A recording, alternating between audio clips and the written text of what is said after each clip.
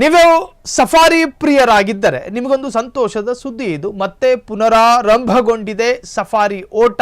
ಬಂಡೀಪುರ ನಾಗರಹೊಳೆಯಲ್ಲಿ ನಿಂತಿತ್ತು ಸಫಾರಿ ಪುನರಾರಂಭಕ್ಕೆ ಸೂಚನೆ ನೀಡಿದ ಸಿಎಂ. ಅರ್ಧಕ್ಕೆ ಸ್ಥಗಿತ ಆಗಿದ್ದ ಆ ಒಂದು ಈಗ ಮತ್ತೆ ಆಕ್ಟಿವ್ ಆಗಲು ಸಿಎಂ ಅನುಮೋದನೆ ನೀಡಿದ್ದಾರೆ. ಮಾನವ ವನ್ಯಜೀವಿ ಸಂಘರ್ಷದಿಂದ ನಿಂತಿದ್ದ ಸಫಾರಿ ರಾತ್ರಿ ವೇಳೆ ಅದರ ಮುಂದುಗಡೆ ವಾಹನಗಳು ಸಂಚರಿಸಬೇಕು ಬೇಡವೋ ಅನ್ನೋ ವಿವಾದ ಆಗಿತ್ತು. ರಾತ್ರಿ ಸಂದರ್ಭದಲ್ಲಿ ವಾಹನ ಸಂಚಾರಕ್ಕೆ ಅಡ್ಡಿಪಡಿಸಬೇಕು ಅಥವಾ ವಾಹನ ಸಂಚಾರ ಆಗಕೂಡದು, ವಾಹನದ ಶಬ್ದದಿಂದ ವನ್ಯಜೀವಿಗಳಿಗೆ ಉಪದ್ರವ ಆಗ್ತಾ ಇದೆ, ಅದು ಓಡಾಡೋ ಸಮಯ, ಅದು ನಿಶಾಚರಿಗಳಾಗಿರ್ತವೆ. ಅಂದರೆ ರಾತ್ರಿ ಹೊತ್ತು ಸಂಚರಿಸುವ ಪ್ರಾಣಿಗಳು, ಅದರಲ್ಲಿ ಆನೆಗಳು, ರಾತ್ರಿ ಓಡಾಡುವ ಹಾವುಗಳು, ಅವೆಲ್ಲವೂ ಕೂಡ ಏನು ವಂಶನಾಶದ ಅಂಚಿನಲ್ಲಿದೆ, ಸಾಯೋ ಸ್ಥಿತಿಯಲ್ಲಿದೆ. ಅದು ಒಂದು ವೇಳೆ ಈ ಥರದ್ದೊಂದು ಪ್ರಭೇದದ ಹಾವುಗಳು ಇಲ್ದಲೇ ಇದ್ದರೆ ಜಗತ್ತಿಗೆ ಕಂಟಕ ಅನ್ನೋ ಥರ ಎಲ್ಲ ಇರ್ತವೆ. ಅದು ವಂಶನಾಶದ ಅಂಚಿನಲ್ಲಿ. ಆ ತರಹದ ಪ್ರಾಣಿಗಳೆಲ್ಲ ಲಾರಿ ಕೆಳಗೆ, ವಾಹನದ ಕೆಳಗೆ ಸಿಕ್ಕಿ ಸಾಯ್ತಾ ಇದೆ. ಹಾಗಾಗಿ ವಾಹನ ಸಂಚಾರ ಸ್ಥಗಿತ ಆಗಬೇಕು ಅನ್ನೋದಿತ್ತು. ಅದಾದ ನಂತರ ಬೇರೆ ಬೇರೆ ತರಹದಲ್ಲಿ ತಿರುವು ಪಡ್ಕೋತು. ಸಫಾರಿ ಪ್ರಿಯರಿಗೆ ಮತ್ತೆ ಖುಷಿಯೋ ಖುಷಿ, ಮತ್ತೆ ಪುನರಾರಂಭ ಆಗಲಿದೆ ಸಫಾರಿ ಓಟ. ಬಂಡೀಪುರ ನಾಗರಹೊಳೆಯಲ್ಲಿ ನಿಂತಿತ್ತು ಸಫಾರಿ ಪುನರಾರಂಭಕ್ಕೆ ಸೂಚನೆ ನೀಡಿದ ಸಿಎಂ. ಮಾನವ ಮತ್ತು ವನ್ಯಜೀವಿ ಸಂಘರ್ಷದಿಂದ ನಿಂತಿದ್ದ ಸಫಾರಿ, ಅರಣ್ಯದ ಪ್ರಾಣಿಗಳಿಗೆ ಸಫಾರಿಯಿಂದ ತೊಂದರೆ ಬಗ್ಗೆ ದೂರು. ಹೀಗಾಗಿ ಸಫಾರಿಗೆ ನಿರ್ಬಂಧ ಹಾಕಿದ್ದ ಅರಣ್ಯ ಇಲಾಖೆ. ಆದರೆ ಸಫಾರಿ ಆರಂಭಕ್ಕೆ ರಾಜ್ಯದ ವಿವಿಧೆಡೆ ಹೆಚ್ಚಿದ ಒತ್ತಡ. ಹಂತ ಹಂತವಾಗಿ ಸಫಾರಿ ಆರಂಭಕ್ಕೆ ಸೂಚನೆ ನೀಡಿದ ಸಿಎಂ. ವನ್ಯಜೀವಿ ಮತ್ತು ಮಾನವ ನಡುವೆ ಒಂದು ಅವಿನಾಭಾವ ಸಂಬಂಧಗಳಿದ್ದಾವೆ. ಮನುಷ್ಯರಿಲ್ಲದೆ ವನ್ಯಜೀವಿಗಳಿಲ್ಲ, ವನ್ಯಜೀವಿಗಳಿಲ್ಲದೆ ಮನುಷ್ಯರಿಲ್ಲ. ನಾವು ಉಸಿರಾಡ್ತೀವಿ, ಅದು ಉಸಿರಾಡುತ್ತೆ.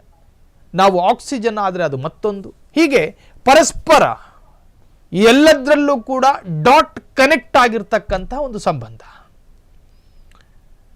ಆ ಪ್ರಾಣಿಗಳಲ್ಲೂ ಕೂಡ ಒಂದಷ್ಟು ಪ್ರಭೇದಗಳು ವಂಶನಾಶದ ಹಂಚಿನಲ್ಲಿದೆ. ಇದು ಮಾನವ ಮತ್ತು ವನ್ಯಜೀವಿಗಳ ನಡುವಿನ ಸಂಘರ್ಷ. ಮುಂದುವರಿದ ಆಧುನಿಕತೆ, ಮುಂದುವರಿದ ಟೆಕ್ನಾಲಜಿ, ಹೀಗೆ ಒಂದೊಂದು ಟೆಕ್ನಾಲಜಿಯು ಕೂಡ ಒಂದೊಂದು ರೀತಿಯ ಪ್ರಾಣಿಗಳಿಗೆ ಕಂಟಕವನ್ನು ತರ್ತಾ ಇದೆ. ಮನುಷ್ಯ ಬದುಕಬೇಕು ಅನ್ನೋ ಕಾರಣಕ್ಕೋಸ್ಕರ ಪ್ರಾಣಿಗಳು ಇರಬೇಕಾದ ಮತ್ತು ಪ್ರಾಣಿಗಳ ತಾಣವಾಗಿದ್ದ, ಪ್ರಾಣಿಗಳ ಅಡಗು ತಾಣವಾಗಿದ್ದ ಕಾಡುಗಳನ್ನು ನಾಶ ಮಾಡಿ ಮನುಷ್ಯ ಜೀವನ ಮಾಡೋದಕ್ಕೆ ಶುರು ಮಾಡ್ದ. ಪ್ರಾಣಿಗಳಿಗೆ ಇರೋದಕ್ಕೆ ಜಾಗ ಇಲ್ಲದಲ್ಲೇ ನಾಡಿಗೆ ಬರೋದಕ್ಕೆ ಶುರುವಾಯಿತು. ನಾಡಿನಲ್ಲಿದ್ದಂತಹ ಆಹಾರಗಳನ್ನು ಹುಡುಕುತ್ತಾ ಅರಸುತ್ತಾ ಬಂದ ಪ್ರಾಣಿಗೆ ಮನುಷ್ಯ ಕಣ್ಣಿಗೆ ಕಂಡಾಗ ಭಯದಲ್ಲಿ ದಾಳಿಗಳು ಹೆಚ್ಚಾಯಿತು. ಹೀಗೆ ಮನುಷ್ಯ ಮತ್ತು ಪ್ರಾಣಿಗಳ ನಡುವಿನ ವಿಪರೀತ ಮತ್ತು ಅತಿರೇಕದ ಘರ್ಷಣೆ, ಆ ಕಾರಣದಿಂದ ಮನುಷ್ಯ ಬಲಿಯಾಗ್ತಾ ಇದ್ದಾನೆ.